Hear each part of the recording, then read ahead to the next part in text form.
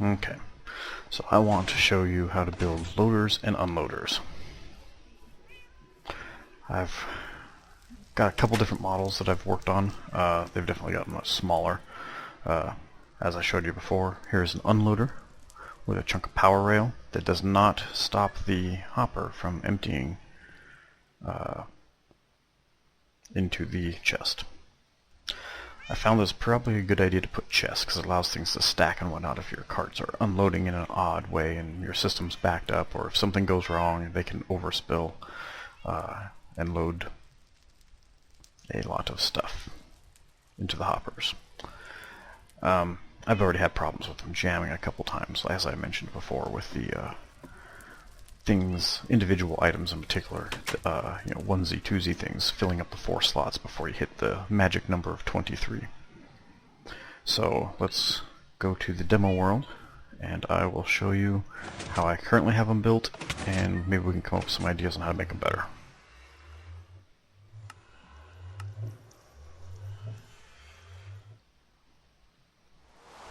Okay. So, let's get on the ground. This is the unloader. In fact, this is the exact example that I made before I made the one in the real world there. This is, I'll show you this one. This is another version of an unloader. This is a speed unloader. There's a neat little trick where each hopper, as soon as the cart enters its area, it's allowed to cycle once, which pulls out, I think it's a decimal number, not a full 2, but it's like, it basically can pull out so many things per so many ticks, and I think the tick's like 8 or something silly like that. So what happens is, each time the cart passes over another hopper, it gets to have its moment to pull items again and start that timer. Apparently, every time that cart enters the space over each hopper as it makes the loop, it gets to pull items very rapidly. So in this configuration, this hopper right here, oops, can't show it well, is the one that has all the items, or all the other funnels other hoppers pointing to it. So I've got an array of stuff here. We'll load this chest. Is this a modified one? No, this is not a modified. I have some that are modified for if the chest is full to put bigger numbers in. So we will just load this guy down. We can run for a few minutes, and we'll watch this right here. Because this, as soon as the chest comes, or the cart starts coming around everything, you'll see it pile up very quickly. See, that's much faster than what would normally be capable. And now you see the number stuttering back and forth is seeing all the other hoppers putting their items into this hopper. And here it comes again. So now it takes longer to load the cart than it does to empty the cart. That is a speed unloader. Well, that had stuff in it before. But what you see here is every time it drives over the sensor, it sees that the cart is not empty, and then toggles the gate to keep it in the loop. And I use switches for power supplies because they don't use redstone.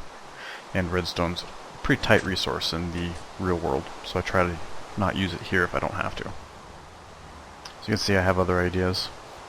This is where I was playing with how the spacing was for powered rail to climb. And seeing if it was affected straight up and down versus straight shots, which it wasn't. And over here we have the original. This is the track I built. As you can see, it is much larger, much more convoluted because it's been revisioned and changed and whatnot. Also, I wanted to get it up high so that I didn't have to keep moving stuff back and forth, so I put just a rail of hoppers in. I'm trying to move my mouse slowly so I don't make everyone sick and dizzy, but if that's a problem, let me know. So what happens is the same unloaders we saw before. This is the pre-compact version, where it was 4 wide, because I had to have the chest on the opposite side of the comparator, before I figured out you could stick it on the underside. So let's go ahead and explain how this one works, and then we'll explain how the other one works. So the comparator here, when the cart comes over, you can see it has items in it. It sees that that item, it's not comparing the items of the cart, it's comparing the items in the hopper. The hopper has an item, therefore this lights up until the hopper has no more items. This is partially why it's important to have a big buffer like a chest. The chest will hold pretty much anything the hopper can, then some. So as long as this is empty, we assume it's all been flushed to the chest, and if it isn't empty, then we would like it to be so, and there's no sense sending the cart back if the system's so backed up that this hopper isn't empty. So no need for a detector rail like some of the other models. The other way you can use a comparator to see if a cart's full. Basically, the cart, because it's a level piece of track, watch the light on the comparator here. As soon as it comes up and over, you'll notice it detects basically as soon as it's within range of that. And of course, in this case, we're using the injection idea. We're injecting power into a block, which that redstone's completely unnecessary, but it shows you that it was receiving power from this, which was enough to invert the signal. The inverted signal, of course, powering the rail when there is nothing in the cart, or the hopper. The hopper's empty, we power the rail, get the cart off the top of the hopper. And of course, we just run it around to the relay. This relay is also working as an injector, powering this block. Because this block has power, we in turn power the redstone. Or the powered rail, sorry. I'm humming. The powered rail shoots your cart. More powered rail. Just for kicks and giggles. You'll notice that the cart will slide up under that block. You don't have to let it have the extra space. You can actually just put a block right there and it'll work just fine.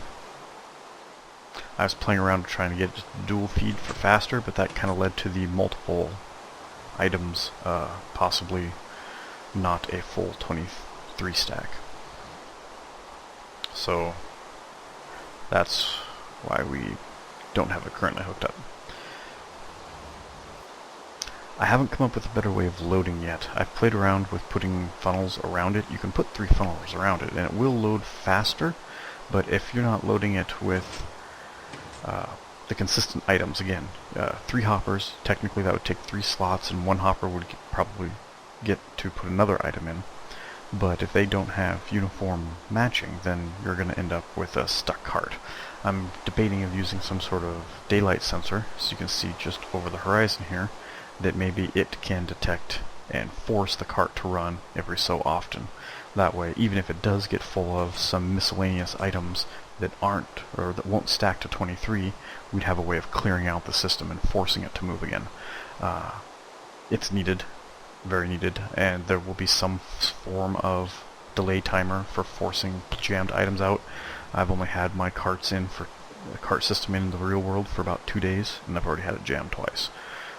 Usually when I'm on, because I drop an item or I harvest an item and it falls into the system and it's a one-off, and a couple of those one-offs, again, jam the system. So it needs something.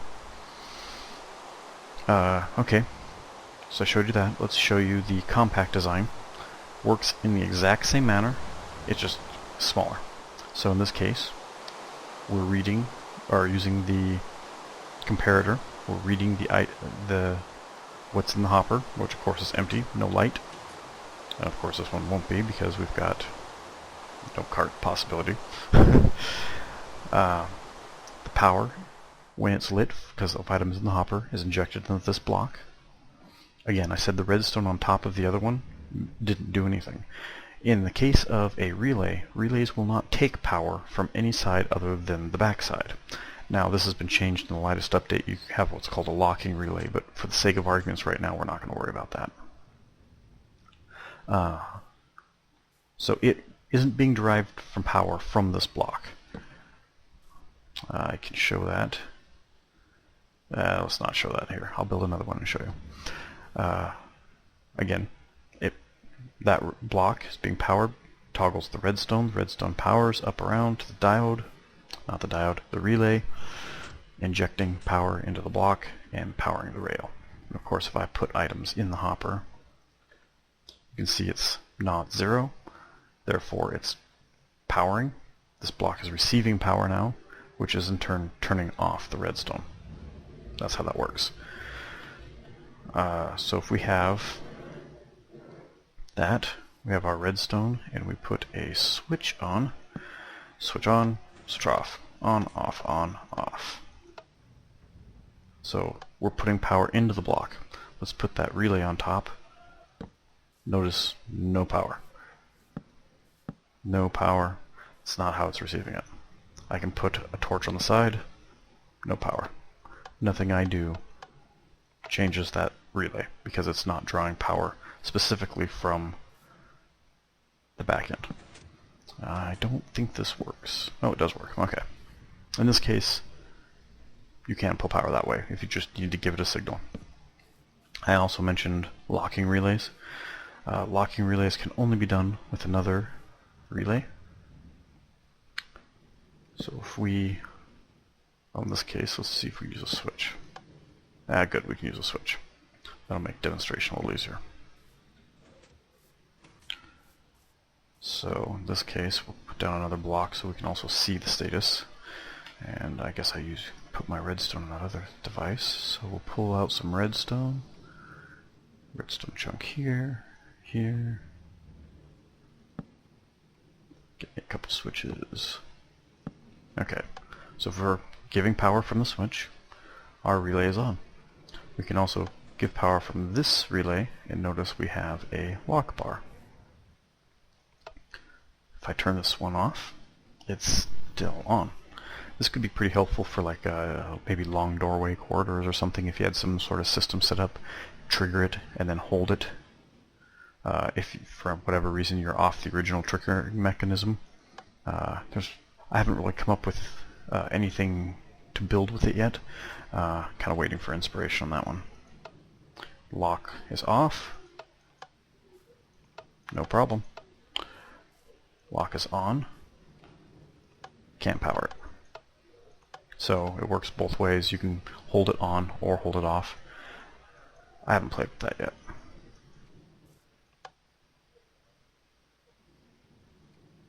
I imagine it's just the same time thing. Yeah. Notice there's a delay when I turned that off before this turned back on.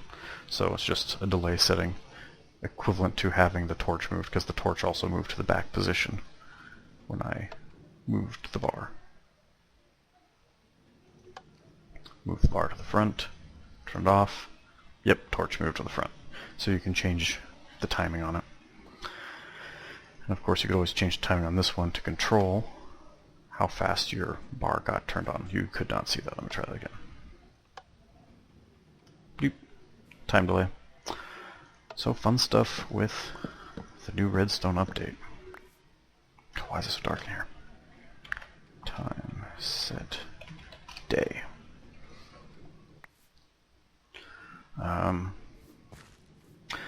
This loader, same as the other ones we saw.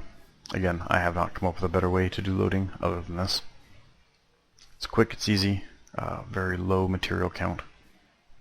This one's strange. I was trying to see if I could make it more compact by shooting through. But, oh, so the loader... Let's just go ahead and show you the other one. The other one works better, the one that I have in my real world. So, we took out all the redstone items, right? Let's do this all on the one side. Okay. So in this case, we don't need him, we need room for a comparator, 2 redstones, and a relay.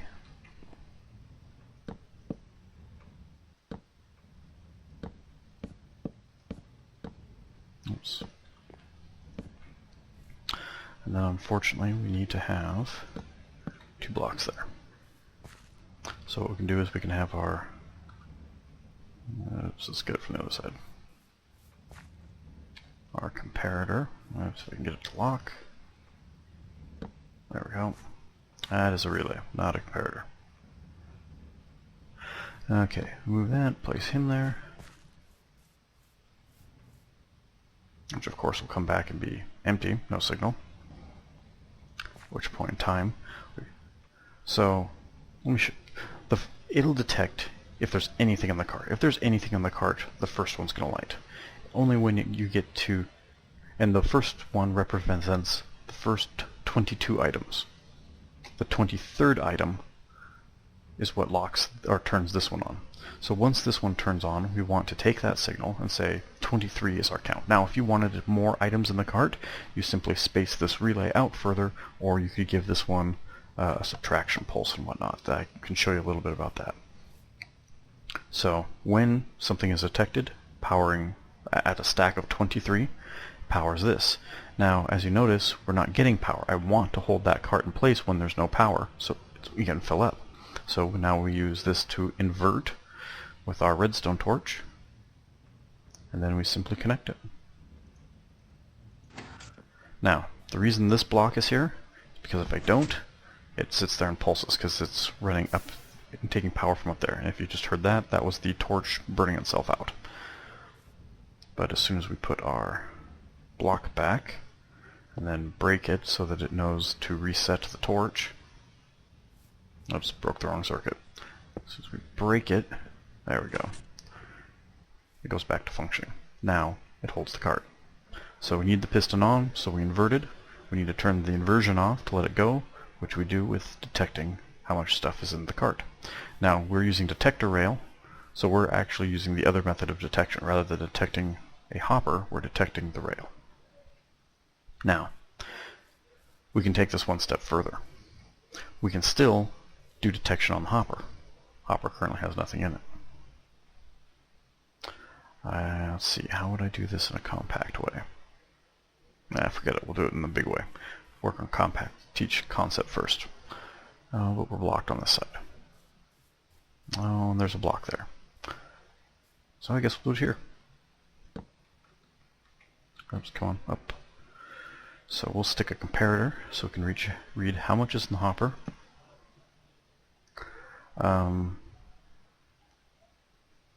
Let's say if anything's in the hopper. If anything's in the hopper, let's try to hold on. No. Yeah. If anything's in the hopper. Now, redstone signals can go up to level 15. So by the sheer making of this, we're going to lower that quite a bit. We're going to take another block. So what I mean by 15 is, so this relay will always output a signal of 15. So that block right there with that redstone has level 15 signal coming off of it. Now let's come down. Now the question is how do we power the side of him? I don't think we can side inject those. That'd be really cool if we could. Let's find out if we can. Okay, so if I have a comparator, hooray, and I am definitely giving him power, hooray again, and I relay in more power. I suppose we should figure out if we're getting a signal here.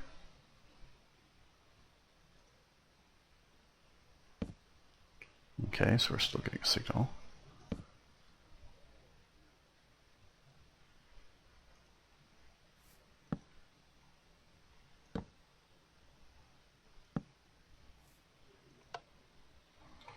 Okay, in this case it's subtraction, I believe, when we do that.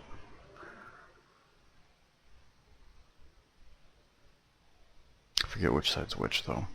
Sorry, these are new. I'm still learning and playing with them.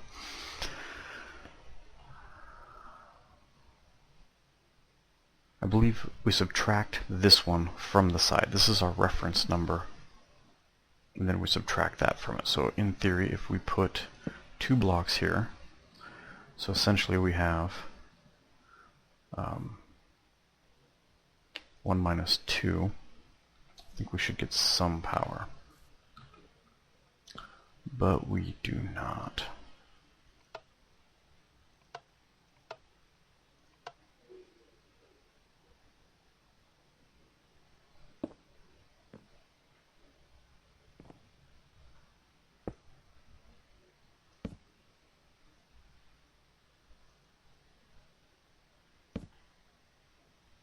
Why don't we?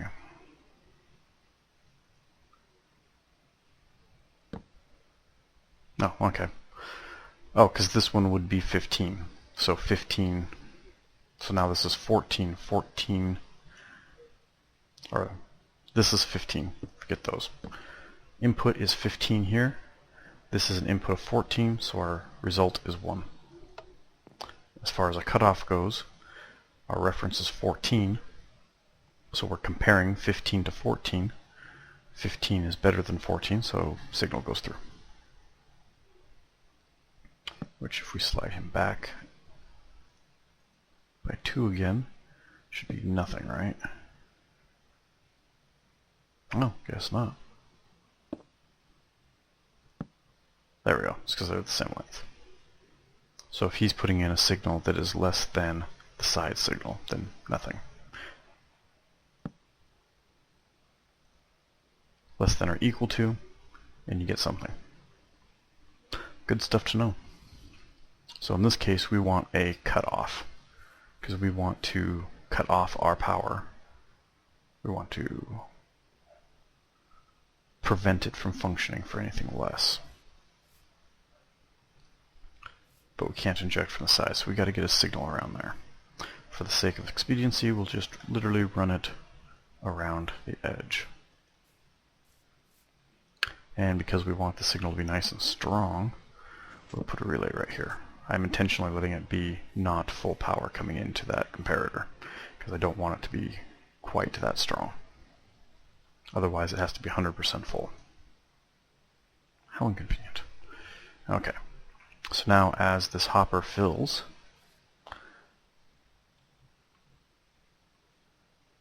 it'll have to be almost completely full in order for it to leave the station. Let's go ahead and do that real quick. Just grab some random stuff here to... That's not quite what I had in mind.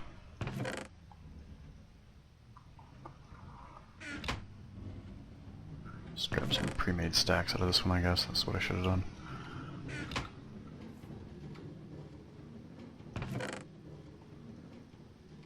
So I need them to be 64 stacks because this thing's going to have to be almost completely full.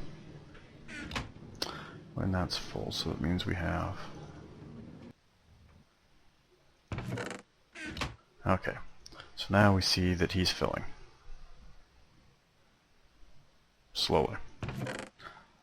That's cheap. 64 stack 1. Notice our cart still hasn't left. Still hasn't left. Let's get another one in there. Boom. So you saw him trigger. Also notice the cart handles slightly differently. Look how fast he unloads. Nope, come back here.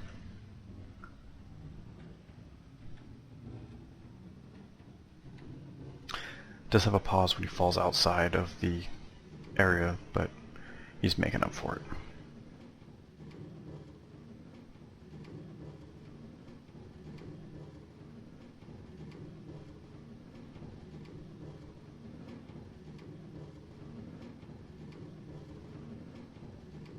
Of course, if he made this loop bigger, he would unload faster too, because technically I guess we could put some... if you give Hopper a signal, it won't let anything out of it. That's why I don't have hoppers right up next to this source of power and whatnot. Oh, and he's unloaded. Goes back to refill. But again, because we're doing the comparator, and we're feeding it a quite strong signal, and we could give this stronger signal. If we could put a relay in closer, we could give a much stronger signal, and it'd have to be basically completely full if there was anything in that hopper, because we're looking to see if there's anything in that hopper. But as soon as that hopper goes dry, the signal all dissipates, and he will immediately leave the station because our system's calibrated for 23. If you were moving a single item, I would basically do just that. I would say that this thing does not run, and you could either do it with a comparator like this. We could just put a redstone torch right here, say, unless you're 15 signal, which means he's completely full, do not leave the station. And then rather than doing this, we would put that relay right here. Cut down on our redstone a bit. But rarely am I ever moving 4 stacks of 64 of something. It's either that or he'd have to sit out at one of the Iron Golem farms or collecting arrows for a very, very long time, but I'd rather have that stuff moved to the storeroom. So that is how I am unloading and loading carts. And again, I need to come up with a better way for anti-congestion and auto-clearing. So I need a timer that functions. I don't know if once a day, which is 20 minutes real time, would be enough, or that could be just right. The other thing is, though, I don't want it to take quite as long or have it cycle continuously for 1 hour a day either, or 1/15th of the day, because again, each signal is 15, and you'll notice there's 1, 2, 3, 4, 5, 6, 7, 8, 9, 10, 11, 12, 13, 14, 15. So instead of a 24-hour day, by way of redstone, it's a 15-hour day. Although the darkest point and lightest point seem to last a little longer than the rest of the hours. That could just be me, though. I like coming in and testing things before implementing them in the real world. It makes things a lot easier. Oh, here's some of the earlier things where I was playing with comparators on my own. But that's it for that. Let's go back to the real world.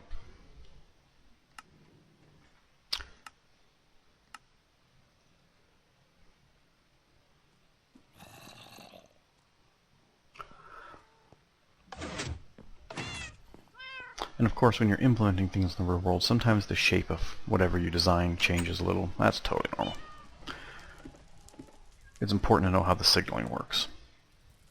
There's never anything in my chest, but I always like to check for some reason I don't understand. So in an attempt to solve some of our jamming issues, this is... oh, shoot.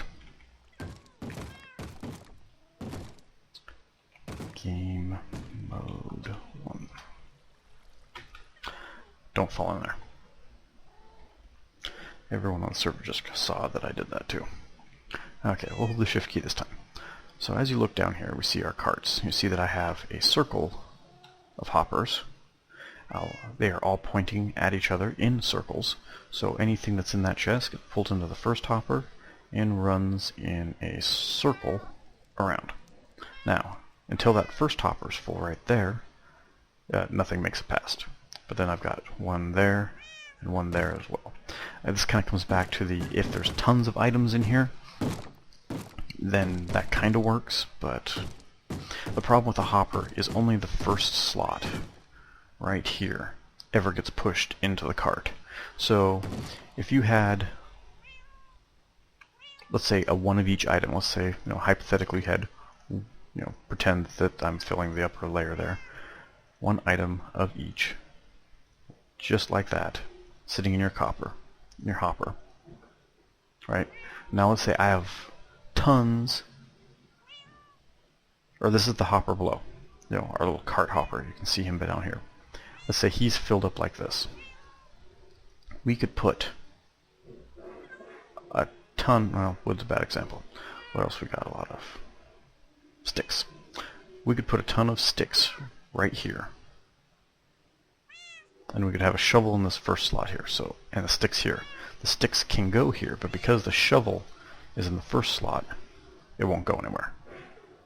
Only when the first slot is empty does it move on to the second. I don't know if that's a bug or a design goal. I'm imagining probably designed intention, but that's how it works. So the idea was if I put 3 hoppers feeding, that's 3 chances to have it right. The problem is that hopper has to be completely full, which means 1, 2, 3, 4, 5 stacks of something. Could be individual items, could be stacks. Anyways, the system would be jammed for a very long time until that happens. So I'm going to work on some sort of a daylight toggle switch. I just don't know how to build it yet. And I'll let you guys go until I know how to build one.